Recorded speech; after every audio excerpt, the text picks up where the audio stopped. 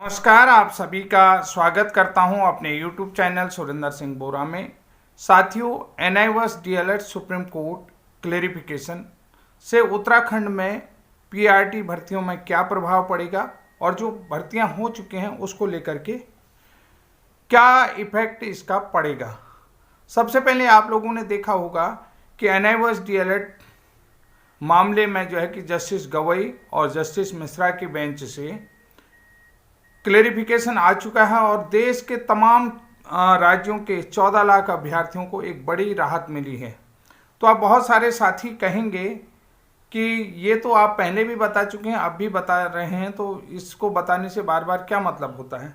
तो सबसे पहले आप लोगों को मैं बता देता हूँ कि जो NIVAS DLED की वैलिडिटी को लेकर के सवाल उठाया जा रहा था, अब सुप्रीम कोर्ट ने इसको स्पष्ट कर दिया है, क्लियर कर दिया है कि जो NIVAS DLED है वो कहीं भी देश में सरकारी, प्राइवेट या अन्य कहीं भी जो भी PRT की भर्ती आती वहाँ पर NIVAS DLED diploma in elementary education के रूप में वैलिड है। यहाँ पर कोई इसके आगे NIVAS नहीं, डिप्लोमा इन एलिमेंट्री के रूप में वैलिड है और ये जो है कि वैलिड क्वालिफिकेशन होगी और ये सुप्रीम कोर्ट ने करार दिया।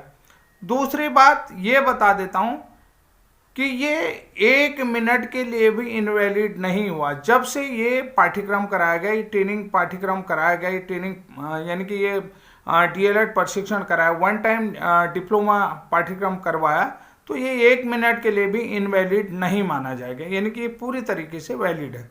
अब आप लोग कहेंगे कि भाई ये कैसे हो सकता है, कि इसको भी हम आज क्लियर करेंगे इस वीडियो के माध्यम से। 1 मिनट के लिए भी NIVAS DLED को इनवैलिड नहीं मान सकते हैं आप, जो कि ये क्लेरिफिकेशन जस्टिस आया हुआ है, यानी कि क्लेरिफिकेशन ऑर्डर आया हुआ है इसके आधार पर।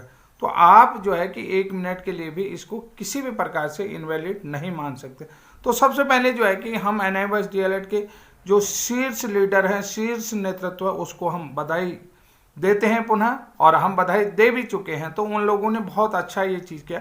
और दूसरी बात है कि आप लोगों ने ये सारे चीज़ों को देख भी लिया है, समझ भी लिया है, और जो कन्फ्यूजन था तमाम यूट्यूबरों की तरफ से, उस कन्फ्यूजन को भी आप लोग समझ चुके हैं कि क्यों ये कन्फ्यूजन क्रिएट कर रहे हैं और क्यों ये कन्फ्यूजन हो रहा था।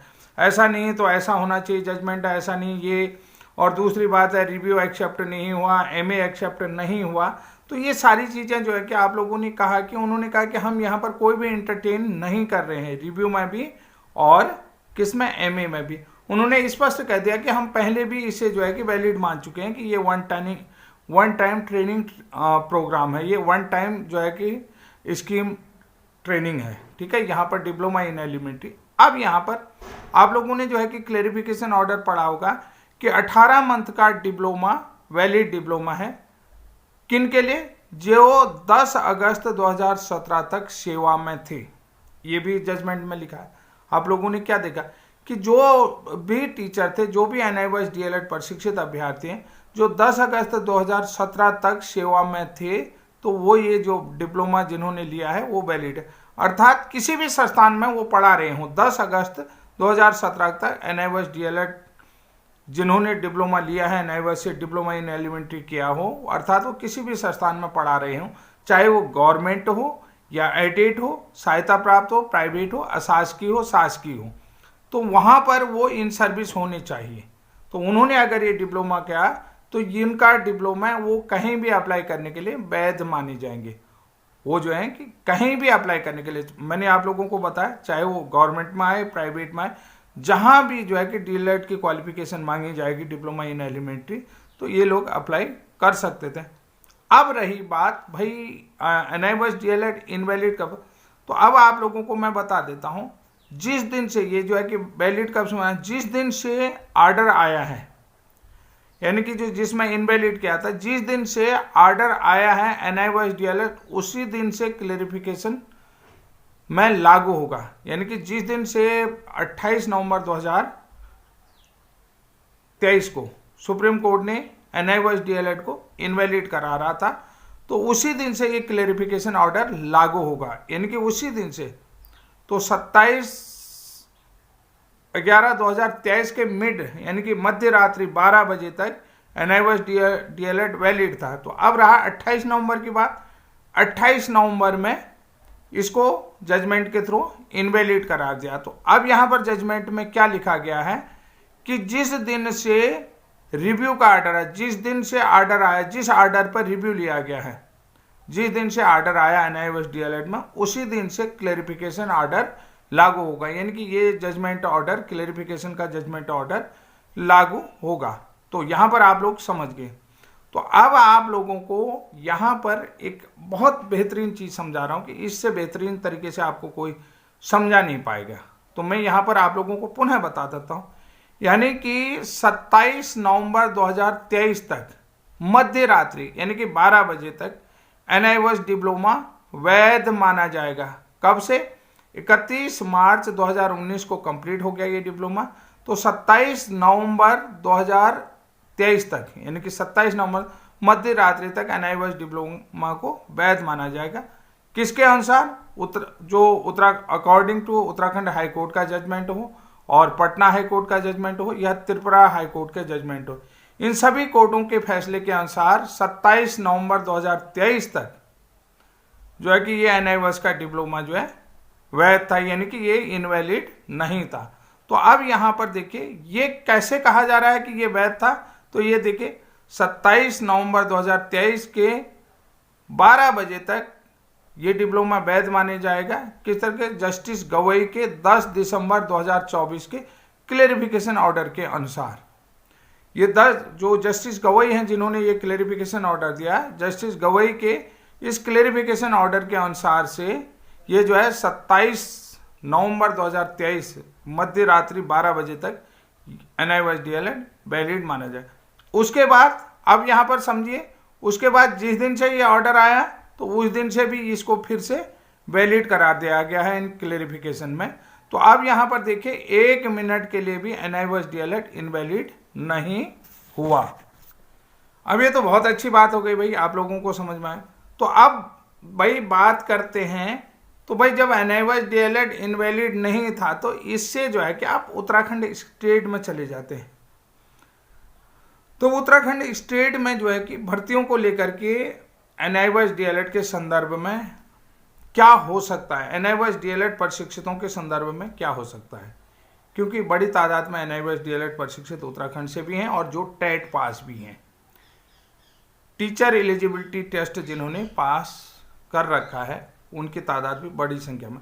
अब बात करते हैं 2020 और 21 की, जिनमें NIOS DLED अभ्यर्थियों ने अप्लाई किया है। तो अब क्या इनको इस जो अप्लाई किया था उसमें मौका मिलना चाहिए या नहीं? भाई जो इन्होंने जब 2021 में 20 में जो है कि फार्म अप्लाई किए हैं, तो इस अप्लाइंग के ऑर्डर आधार पर जो इन्होंने अप्लाइंग किया है, क्योंकि भर्ती आप सभी लोगों को पता है कि पूरी नहीं हो पाई। ये बड़ा, अब यहाँ पर देखिए बड़ा ट्विस्ट है, यहाँ पर ट्विस्ट को समझना पड़ेगा कि भाई अब आप बात करोगे 2020-21 में। अब यहाँ पर जो NIOS DLED का शीर्ष नेतृत्व है वो फिर से अगर एक्टिव होता है, उनको एक्टिव होने की ज़रूरत है कि जिन्होंने 2020-21 में अप्लाइंग किया है, उस अप्लाइंग के आधार पर इनको देखिए मिलना चाहिए या नहीं मिलना चाहिए। तो ऑर्डर के अनुसार, तो जो सुप्रीम कोर्ट का ऑर्डर आया है उसके अनुसार तो इनको मौका मिलना चाहिए। देखिए अब मिलना कैसे चाहिए, पेंच क्या है ये भी देखना चाहिए। पेंच थोड़ा सा ये चीज़ देखना पड़ेगा कि भाई पेंच इस भर्तियों में कहाँ पर था, ये बहुत बहुत ज़रूरी चीज़ है। तो सबसे बड़ी चीज़ आप लोगों को मैं बता देता हूँ, जितने भी लोग इस भर्ती में ज्वाइनिंग टीचर्स हैं, मैं देखिए किसी के अगेंस्ट नहीं बोल रहा हूँ। देखिए यहाँ पर देखिए जितने भी जो 20-21 में ज्वाइनिंग टीचर्स हैं, जो पहले भर्ती जो है कि पूरी नहीं हो पाई 70%, तो उनका जो ज्वाइनिंग ऑर्डर है, उस ज्वाइनिंग ऑर्डर के पीछे क्या लिखा है ये बहुत ज़रूरी आप लोगों को देखना होगा कि भाई आपके ज्वाइनिंग ऑर्डर के पीछे क्या लिखा है। तो सबसे पहला पैच है सब्जेक्ट टू आउटकम थी, ये भर्ती सब्जेक्ट टू आउटकम थी। और इसी में जो है कि आप लोगों को ये भी देखना होगा कि जो शिक्षक सेवा नियमावली का 5वां संशोधन है, तो उसमें क्या लिखा है। जो अब आप देखिए 5वां जो सेवा नियमावली 5वां संशोधन आया सेवा नियमावली में, उस 5वां से जो संशोधन है सेवा नियमावली का जो 5वां संशोधन है उसमें क्या लिखा है, ये सबसे बड़ी चीज है। अब दूसरी बात है कि भाई आप लोगों की ज्वाइनिंग में ये भी लिखा है, नैनीताल हाई कोर्ट में योजित रिट संख्या WPSS 350/2021 Nandan Singh Bora versus state of Uttarakhand के अधीन है। ये भर्ती जो है कि उसके अधीन है, यानी कि जो योजित रिट संख्या है नंदन सिंह बोरा वाले उसके अधीन है। और दूसरी बात है, यहां पर आप लोगों ने देखा होगा सबसे इंपॉर्टेंट केस हो जाता है बिनमया मल वाला केस भी इंपॉर्टेंट है। बिनमया मल वाले केस को भी आप ऐसे डिनाई नहीं कर सकते हैं, खास करके बीएड अभ्यर्थियों के लिए भी। बीएड ये 2 इंपॉर्टेंट केस हैं, मेरे ख्याल से एक का जो है कि 903 या कुछ ऐसा केस संख्या है बिनमया मल वाला, तो ये दोनों इंपॉर्टेंट केस हैं। यहां पर ये सबसे बड़ी चीज है। अब इसमें जो है कि देखिए सबसे पहली चीज है कि ये जो योजित रिट से और ये जो है कि निदांत अस्थायी है, जो भी आप लोगों की ज्वाइनिंग है उसमें स्पष्ट तौर पर लिखा गया होगा कि ये नियुक्ति जो है कि निदांत अस्थायी है। निदांत अस्थायी है, भाई 2 साल हो या 5 साल हो। तो यहां पर थोड़ा सा आप लोगों को समझना होगा कि कुछ चीजें अभी भी यहां पर ट्विस्ट है कि पैंच फंसा हुआ है। सब्जेक्ट टू आउटकम, 5म शिक्षक सेवा नियमावली संशोधन, नंदन सिंह बोरा वाला पिटीशन और विनिमय अमल वाले केस दोनों ही इंपॉर्टेंट हैं। तो साथियों ये महत्वपूर्ण जानकारी थी। ये महत्वपूर्ण जानकारी आप में से किसी भी साथी को दुखी करना नहीं है और किसी से संबंधित घटना के बारे में बताने की आवश्यकता नहीं है। मेरा यहाँ पर किसी से भी किसी प्रकार से किसी को ठेस पहुंचाना नहीं है, किसी के जो है कि मन को पीड़ा पहुंचाना नहीं है। तो इसलिए जो है कि मैं हमेशा जो है कि इम्पोर्टेंट केस पर डिस्कस करता हूं। जो भी हमारे शिक्षक साथी हैं, देखिए किसी के साथ या किसी की भावनाओं को हम ठेस पहुंचाना नहीं चाहते, अगर और न ही मेरा वीडियो बनाने का मकसद किसी को दुखी करना है। तो यहाँ पर सबसे बड़ी चीज़ है कि ये जो है कि training programme in service teachers के लिए था और वैलिड ट्रेनिंग प्रोग्राम था, ये बताना बहुत ज़रूरी था। और इसमें जो है कि आगे क्या क्या चीज़ें हो सकते हैं उन चीज़ों पर आप लोगों को एक मशवरा, एक सलाह देने की ज़रूरत थी। वो सलाह मैंने आप लोगों को दे दी है। तो हो सकता है बहुत सारे साथी हमसे दुखी होंगे, हमसे परेशान भी हो सकते हैं। इसलिए मैं आप लोगों से, साथियों मेरा उद्देश्य आप लोगों को दुखी करना नहीं है, आप लोगों को परेशान करना नहीं है।